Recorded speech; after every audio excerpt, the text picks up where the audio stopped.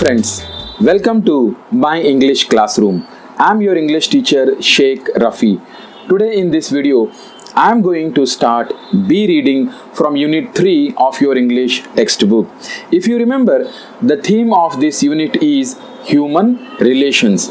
As a part of it, we already studied A reading, the journey, where we saw the relation between a father and his son. Today, in this poem, we are going to see another aspect of human relations. So, let us start the lesson.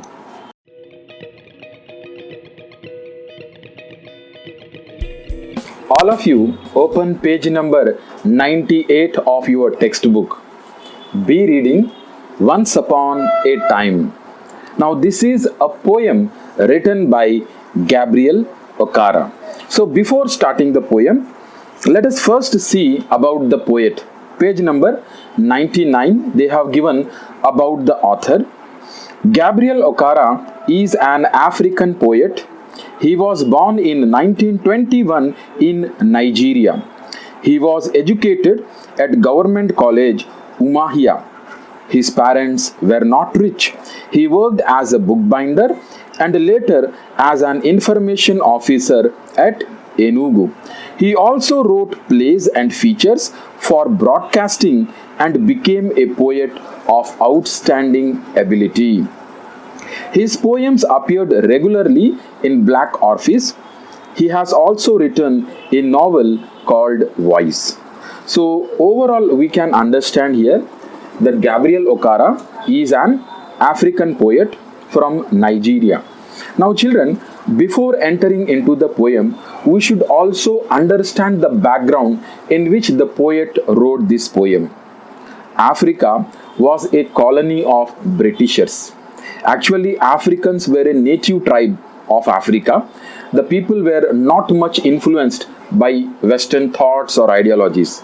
But later on, when Africa was colonized by Britishers, the African society was highly influenced by the Western cultures and thoughts. So in this background, the poet wrote this poem.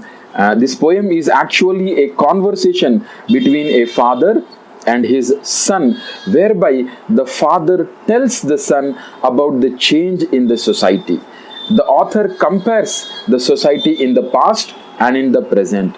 He tells how the relations have been spoiled, how the relations have become fake, how they have become deceitful, how people have started pretension more than reality.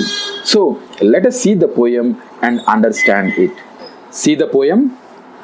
Once upon a time, son, they used to laugh with their hearts and laugh with their eyes.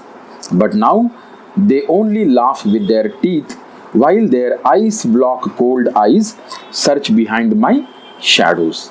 Now that is the first stanza where the poet says, once upon a time, son, they used to laugh with their hearts. They here refers to the people in the past. So the people in the past, they used to laugh with their heart and laugh with their eyes. Now, laughing with the heart or with their eyes, it actually refers to a genuine laugh, a true smile.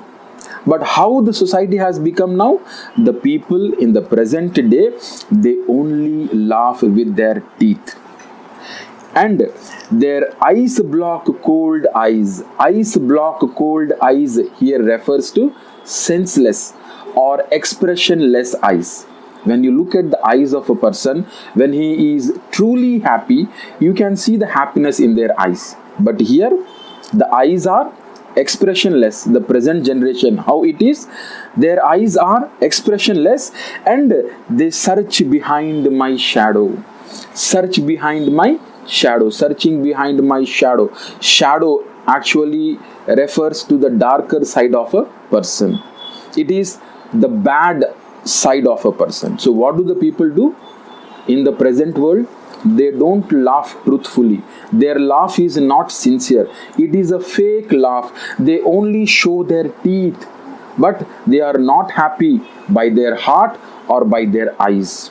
They only pretend. And what they do? they are always looking for bad in me. They are always looking for bad in me. That is what the author means when he says they search behind my shadow. They look what is bad in me. That is how the society has become now.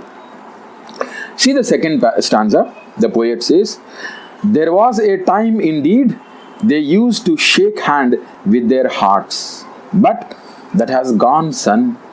Now they shake hand without hearts, while their left hands search my empty pockets. In the first stanza, the poet spoke about the laughter of the people.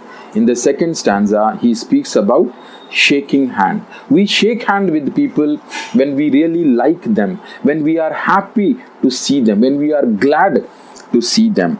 And when we shake hand, the shake hand is from the depth of our hearts. So this is how people used to shake hand in the olden times. That is once upon a time. But now that has changed. The poet says, that has gone, son. How the people shake hand now?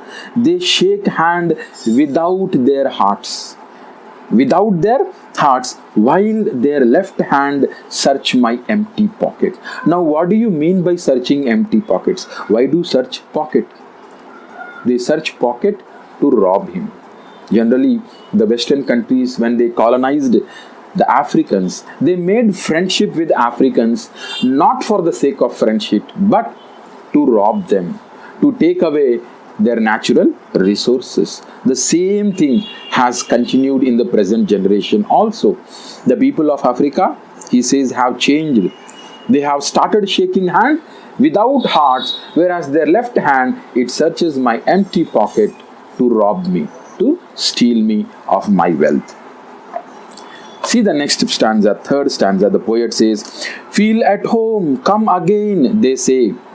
And when I come again and feel at home once or twice, there will be no thrice. For then I find doors shut on me. Now this is another feature of African society that the poet brings out. The people, when you go and meet them, they pretend to be happy. They invite you to their house. They say, it is your own house. Feel at home. Feel like you are at home. And author mistakes it. He feels that really the other person is happy to receive him. So he goes to their house once and twice. But when he goes for the thrice, the people close the doors on his face. So why did they say that feel at home? It is just because of hypocrisy. What they say, they don't mean it. So that is the falseness or falsehood that existed in the world. What people say is totally different from what actually they mean. Let us see the next para. The poet says, so I have learned many things, son. I have learned to wear many faces like dresses. Home face, office face, street face, host face, cocktail face, with all their conforming smiles like a fixed portrait smiles. So looking at these fallacies in the world, looking at the hypocrisy, looking at the fictitious nature of the people that existed in and around him, the poet has also learned all these wrong things. The poet has learned the ways of the world. And he says, son, I have learned to wear many faces like dresses. The way people change their dress, I have also learned to change my face. Here changing face means changing your expression, changing your feelings according to the person with whom you are talking, according to the situation. So the face never shows the real feeling or the real expression of a person. What does the face shows? It shows the fake feelings of the people. So poet says, I have learned to wear many faces like dresses. Home face, office face, street face, host face, cocktail face. So wherever I go, I change my expressions according to the situation. It is not a real expression. He says cocktail face. Now what is a cocktail? Cocktail is actually a mixture of different alcohols. So he says he has developed himself in such a way that he can bring almost every expression in his face which is totally fake. What he says, with all their conforming smiles. Conforming means the smile which is totally suitable according to the situation, like a fixed portrait smile. So smile on his face has become fixed, like a portrait smile. What is portrait? Portrait refers to a photograph or a picture of a person where you have a fixed smile, and nobody knows whether the smile is a real or a genuine smile or whether it is a fake smile, right? So the author, the poet, has developed all these qualities. Now here you have to understand, is it the right thing that is happening? What the poet observed is absolutely right, that there is a lot of change in the past society and in the present society. The past society was a real generation where everything was natural and true to the bottom, whereas the present world, it is fully fictitious society, unreal society where we are living. It is a hypocritical society, a double-faced society. People speak one thing whereas they mean totally opposite of it. See the next stanza, what he says, and I have learned to laugh only with my teeth. Okay, the author has changed his smile also. Now he has learned to smile only with teeth. Actually, there is no happiness in his heart. He is only smiling, which is not more than a physical expression. So he says, and I have learned to laugh with only my teeth and shake hands without my heart. So both the things he has learned. He has learned the fallacies of the world. And he says, I have also learned to say goodbye when I mean good riddance. Oh, when we say goodbye, we say goodbye when we give a send off to people whom we like.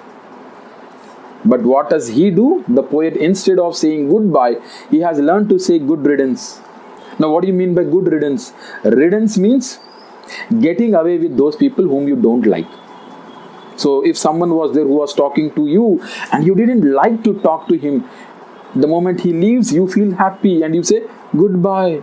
But actually, you meant to say good riddance. Good riddance. So he say, I have also learned to say goodbye when I mean good riddance. To say to say glad to meet you without being glad, and to say it has been nice talking to you after being bored. Now see how many things the poet has learned. He has learned to say glad to meet you without actually being glad. The people with whom he meets, he is not at all happy, he is not at all glad to see them, but he, for the sake of saying, he says glad to meet you, and he says it has been nice talking to you after being bored. He doesn't like what the people are talking to him, he gets bored with them, but still he expresses the false expression. He keeps them in dark and he says it was nice talking to you. Now these are all the false things which the poet has learned from the society. That is what he is doing. He is comparing. So if you can see in all these 5 stanzas, the poet actually compares the past generation to the present generation, the past society to the present society. In the past, everything was true, it was genuine from the bottom of the heart of the people, but what we see today is absolutely fake. The relationships are actually covered up with fictitious, with unreal happiness or expressions. Let us continue. The poet says, but believe me, son, I want to be what I used to be. Poet says, I want to be what I used to be when I was like you. I want to unlearn all these muting things. Most of all, I want to relearn how to laugh, for my laughter in the mirror shows only my teeth like a snake's bare fangs. The poet says, believe me, son, I want to be what I used to be. It means the poet wants to change himself. He doesn't like his present form, the fake life which he is living. And he says he wants to change himself. He wants to be like how he was before. He says, I want to unlearn all these muting things. Muting things means changing things, all these changing things which we change according to the situation, according to the person. No, I don't want all these changing things. And he says, most of all, I want to relearn how to laugh. He says, I want to relearn how to laugh.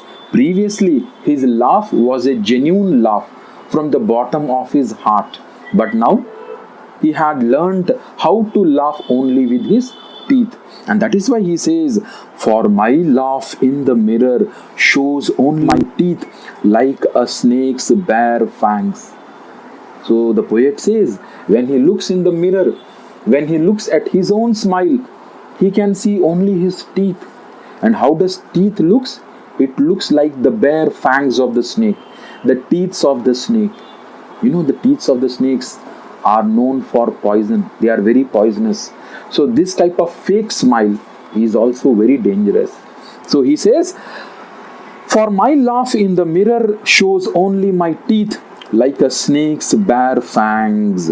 So show me, son, how to laugh. Show me how I used to laugh and smile once upon a time when I was like you. So the poet finally urges his son to show him how to laugh, to teach him how to laugh, how he used to laugh once upon a time when he was like him.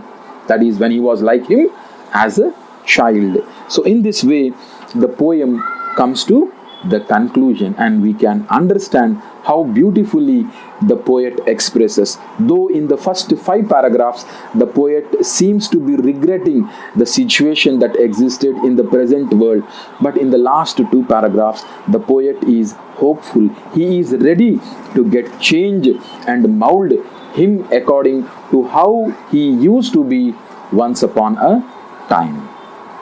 So with that, we come to the end of the poem Once Upon a Time. I hope all of you would have really enjoyed and understood the scenario here.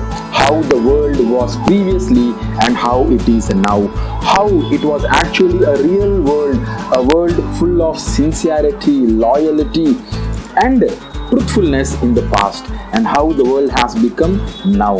It is a fake world, fake expressions, fake relationship that we are maintaining in the present world.